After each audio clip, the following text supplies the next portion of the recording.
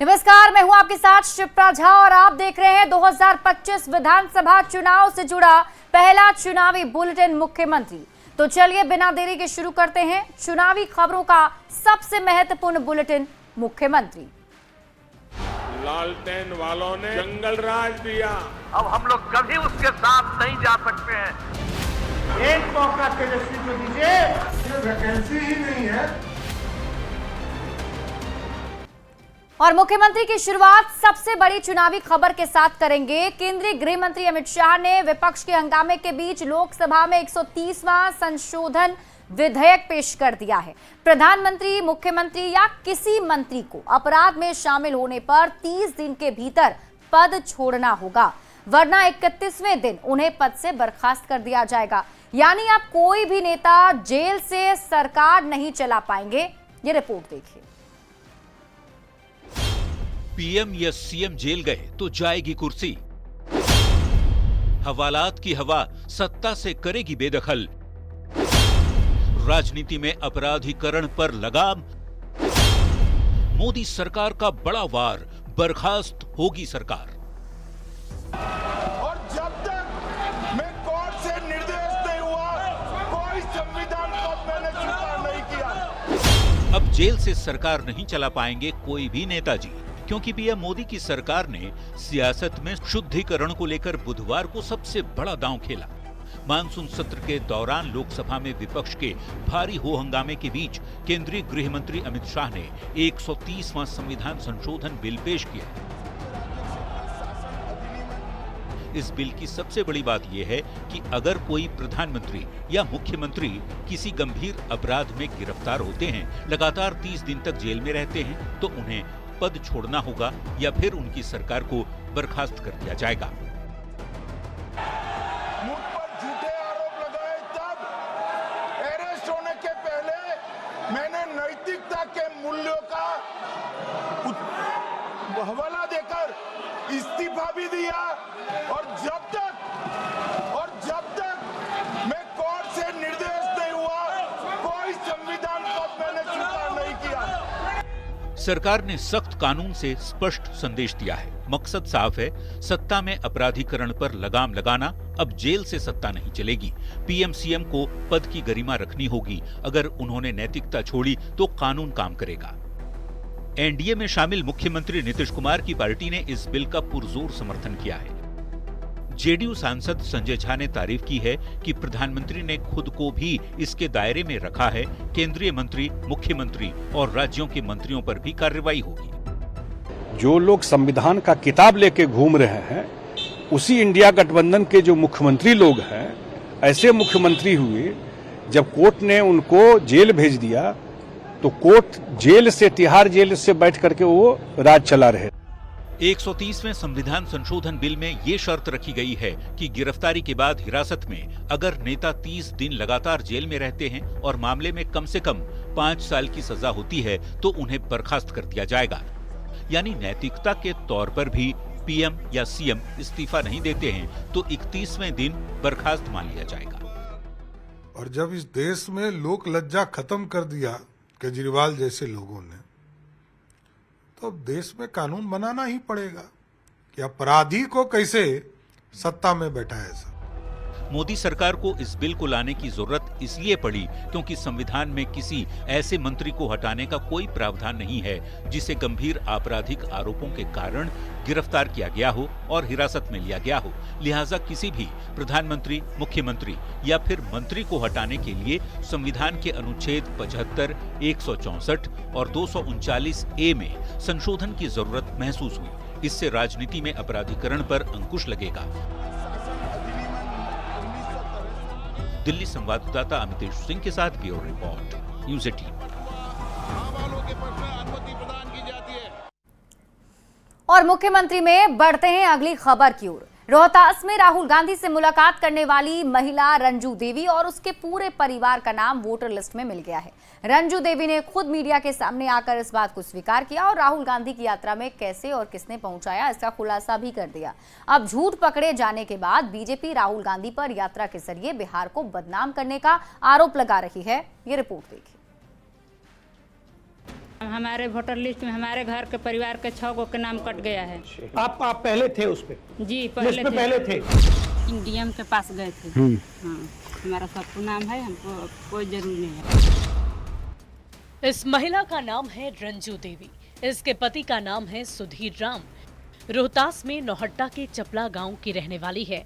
यही वो महिला है जिसने राहुल गांधी के सामने दावा किया था कि इसके और इसके परिवार के 6 लोगों का नाम वोटर लिस्ट से कट गया है। लेकिन ये महिला 24 घंटे में पलट गई और अब कह रही है कि मतदाता सूची में परिवार के सभी लोगों का नाम है। राहुल गांधी के पास तो गांव के जो वार्ड थे, सचिव थे वार्ड के, उन लोग लिया गया था। रंजू देवी का दावा है कि गांव के वार्ड सदस्य राहुल गांधी के पास लेकर गए थे, जिसके झूठे दावे से राहुल गांधी ने निर्वाचन आयोग पर वोट चोरी के आरोप लगाए। पर अब सारी सच्चाई रंजू देवी और उसके परिवार के लोग उगल रहे हैं। किसी के नाम नहीं कटा है, सबके नाम है। अधिकारी गया तो सब नाम दिखाने लगा वहाँ पे। हाँ कि हाँ ये नाम है, पूरा तुम्हारा नाम कटा नहीं है ना, काटा नहीं है।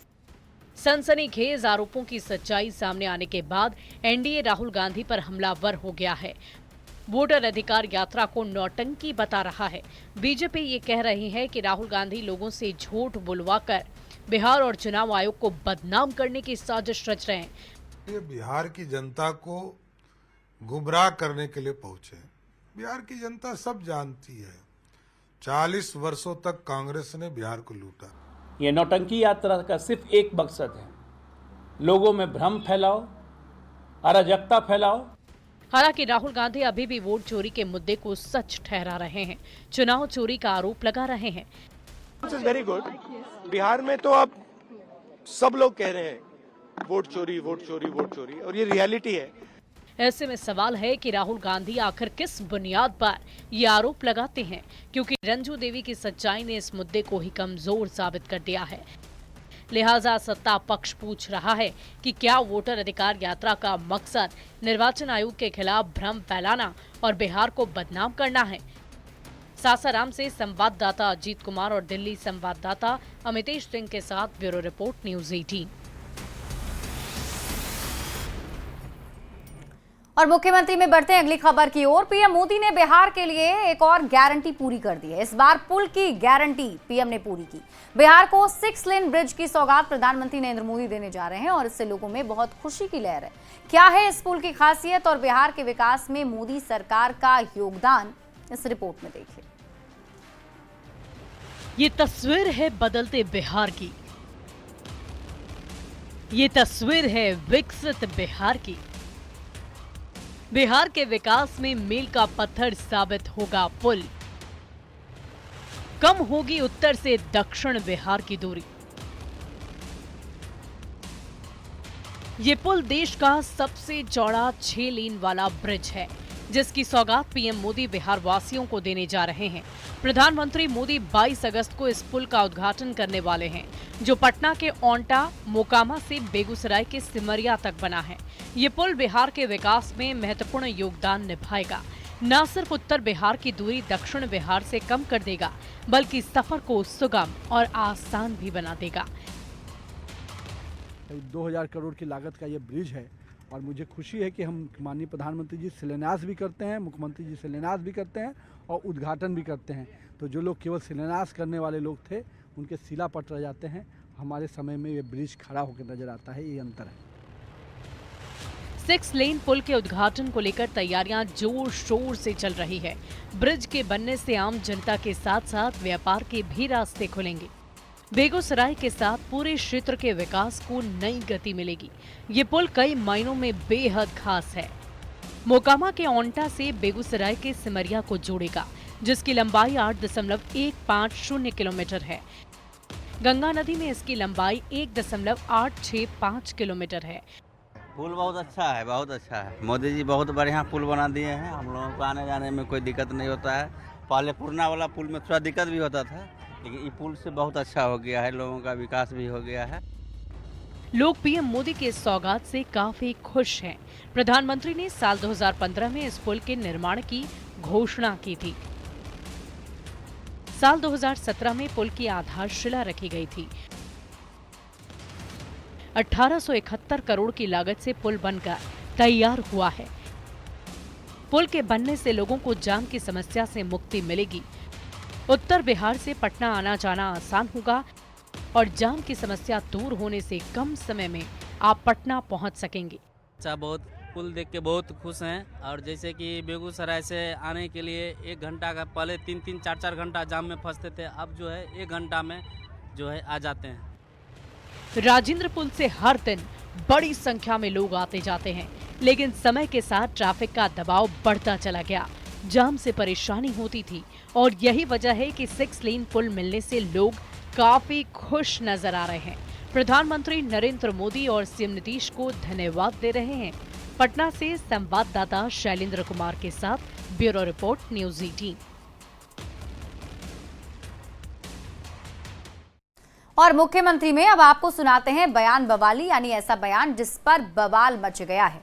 बिहार के पूर्व मुख्यमंत्री लालू प्रसाद के बड़े बेटे और हसनपुर विधायक तेज प्रताप यादव एक बार फिर से सुर्खियों में रहे। तेज प्रताप ने बिना नाम लिए आरजेडी विधायक भाई वीरेंद्र पर हमला बोला। क्या कहा है तेज प्रताप यादव ने और क्या है इस पर आरजेडी एमएलए भाई वीरेंद्र का रिएक्शन, इस रिपोर्ट में देखिए। जो बैलवा बेलगाम घूम रहा, उसको आप लोग नापने का काम कीजिए। बिहार सरकार के पूर्व मंत्री तेज प्रताप यादव अपने बयानों को लेकर हमेशा से सुर्खियों में रहने वाले तेज प्रताप ने एक बार फिर से कुछ ऐसा बयान दे दिया है जिसकी चारों ओर चर्चा हो रही है। अपने ही पिता लालू प्रसाद की पार्टी आरजेडी से बाहर निकाले जाने के बाद तेज प्रताप यादव बेहद फॉर्म में है। कभी तेजस्वी यादव, कभी राहुल गांधी, तो कभी राष्ट्रीय जनता दल के नेताओं को लेकर ऐसी तल्ख टिप्पणी कर देते हैं कि चुनावी साल में बवाल ही मच जाता है। इस बार तेज प्रताप ने क्या कहा, सुनिए पहले ये बयान। जो बैलवा बेलगाम घूम रहा, उसको आप लोग नापने का काम कीजिए। जैसे कि कालिया नाक को नाथा था, उसी तरीके से मनेर की महान जनता बैलवा को नाथने का काम। मंगलवार को हसनपुर के विधायक तेज प्रताप यादव पटना के मनेर विधानसभा में थे। मनेर में तेज प्रताप ने रोड शो किया, अपने संगठन से कैंडिडेट का ऐलान किया और नाम लिए बगैर ही आरजेडी विधायक भाई वीरेंद्र पर ऐसी विवादित टिप्पणी कर दी जिससे हर कोई हैरान रह गया। तेज प्रताप ने अपने संबोधन में बैलवा शब्द का जिक्र करते हुए कहा कि उन्होंने आरजेडी से बाहर करवा दिया। अच्छा, जो बैलवा जो है हमको संगठन से बाहर करवा दिया। हम लोग संगठन से तू बाहर करा सकता है, लेकिन जनता के दिल से नहीं निकाल सकता। ये पहला मौका नहीं जब तेज प्रताप यादव ने आरजेडी विधायक भाई वीरेंद्र पर निशाना साधा। इससे पहले भी पंचायत सचिव वाले प्रकरण में तेज प्रताप ने भाई वीरेंद्र को जयचंद कहा था। आरजेडी से विधायक भाई वीरेंद्र पर कार्रवाई करने की मांग की थी और अब बैल वाली टिप्पणी कर दी है। हालांकि जब भाई वीरेंद्र से इस पर सवाल किया गया तो उन्होंने कुछ भी कहने से इनकार कर दिया। देखिए, अपना अपना पार्टी अपनी अपनी बात रखता है, उस पर हम कोई टिप्पणी नहीं देंगे। पहले तेज प्रताप यादव ने भाई वीरेंद्र को आचरण में सुधार की नसीहत दी और अब खुद बैलवा बताकर तेज प्रताप ने बिहार की सियासत गरमा दी। देखना होगा चुनावी साल में जुबानी तल्खी का ये दौर कहां जाकर थमता है। दानापुर संवाददाता अमरजीत कुमार के साथ ब्यूरो रिपोर्ट, न्यूज़ 18। और मुख्यमंत्री में अब आपको दिखाते हैं चुनावी वायरल, यानी ऐसी तस्वीर जो चुनावी मौसम में वायरल है। राजधानी पटना में आज पूर्व मुख्यमंत्री राबड़ी देवी के आवास के बाहर भारी संख्या में आरजेडी के कार्यकर्ता जुट गए और उन्होंने बहुत जोरदार तरीके से हंगामा किया। राष्ट्रीय जनता दल के कार्यकर्ताओं के हाथ में तख्तियां थीं। ये सभी सोनपुर विधायक रामानुज को लेकर हंगामा कर रहे थे। सोनपुर विधानसभा सीट से रामानुज को हटाकर किसी दूसरे आरजेडी उम्मीदवार को टिकट देने की मांग कर रहे थे। सोनपुर से आरजेडी विधायक रामानुज के विरोध की ये तस्वीर चुनावी समर में तेजी से वायरल है। तस्वीरों में आप देख सकते हैं कई महिला कार्यकर्ता भी नजर आ रही हैं। सभी के हाथों में तख्तियां हैं। महिलाएं नारेबाजी भी कर रही हैं। कई युवा कार्यकर्ता भी मौजूद हैं जो बैनर पोस्टर के साथ आरजेडी विधायक रामानुज का विरोध कर रहे हैं।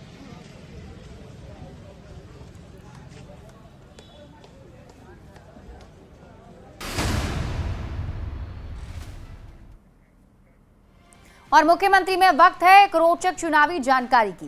क्या आप जानते हैं कि तेजस्वी यादव ने पहला चुनाव कब लड़ा था? तो जवाब है साल 2015। देखिए, तेजस्वी यादव 2015 में पहली बार बिहार विधानसभा चुनाव में राष्ट्रीय जनता दल के उम्मीदवार के रूप में रघुनाथपुर विधानसभा क्षेत्र से चुनाव लड़े थे और इस चुनाव में उन्होंने सफलता हासिल की और विधायक बने। 2015 का यह चुनाव उनके राजनीतिक करियर की शुरुआत थी, जिसके बाद वे धीरे धीरे बिहार की राजनीति में एक महत्वपूर्ण चेहरा बन गए। बाद में 2020 के चुनाव में भी उन्होंने भाग लिया और आरजेडी के उपाध्यक्ष के रूप में सक्रिय भूमिका निभाई और इस चुनाव में उनकी पार्टी को सबसे ज्यादा सीटें मिली और अब वो महागठबंधन के सबसे बड़े नेता हैं, जिन्हें उनकी पार्टी मुख्यमंत्री के रूप में प्रोजेक्ट कर रही है।